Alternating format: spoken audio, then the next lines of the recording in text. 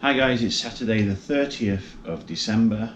We're currently in Sydney, just arrived yesterday afternoon, absolutely knackered after the flight yesterday. So once we got back up to our hotel room after being in the airport, we just basically crashed out and just went to sleep because we were absolutely knackered. Anyway, so today we're going to start exploring around Sydney, so catch you guys later. One of the things that I forgot to mention, because we was just so tired, we actually slept for well over 18 hours, and it's actually, it's Saturday the 30th of December, but it's the afternoon, so we've missed most of the day already. So once we'd finished waking up, we decided to go for a little stroll around the local area, which happened to be near to Chinatown as well.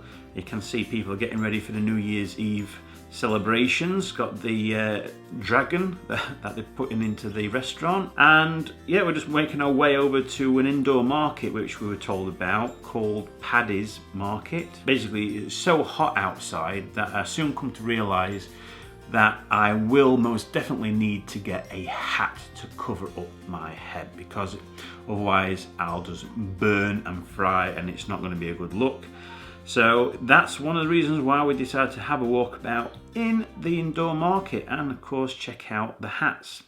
Now, hats don't really suit me at all, and I feel like a right plonker trying all these different hats on, but it's actually a necessity in the temperatures that we're talking about. Once we were making our way around the market, checking out all the hats, I also saw a belt stand. Now, one of the main things I have difficulties with in terms of clothing is finding a belt that will actually fit my circumference, and it's a challenge. After we'd spent a good hour or so around the market, one realised we also needed to stock up on some drinks and food for breakfast, which to put into our fridge in the hotel room. Then we were just making our way back to our hotel room to stock up the fridge, and we decided to continue doing our exploring, and we wanted to walk up the hill towards Hyde Park. You can see all the skyscrapers again, and whilst in Hyde Park you can see the Sydney Tower Eye, that big needle structure. There's an observation platform on there as well, which we're most likely going to check out over the coming days. So we have a walk through the park and have a bit of a rest as well next to one of the fountains. You can see St Mary's Cathedral in the background, and then we decided to continue our journey down the road towards the Sydney Harbour Bridge, and of course see the iconic Sydney Opera House in all its glory lit up on the night. And you can see all of the preparations still, all the light show preparations that they're doing in order for tomorrow's night main event celebration of the new year. So we're just taking this vista in. Extremely busy down near the harbour front, as you would expect. People are getting really excited, ready for the welcoming into the new year. Seeing the harbour bridge and the opera house for the first time was a dream come true.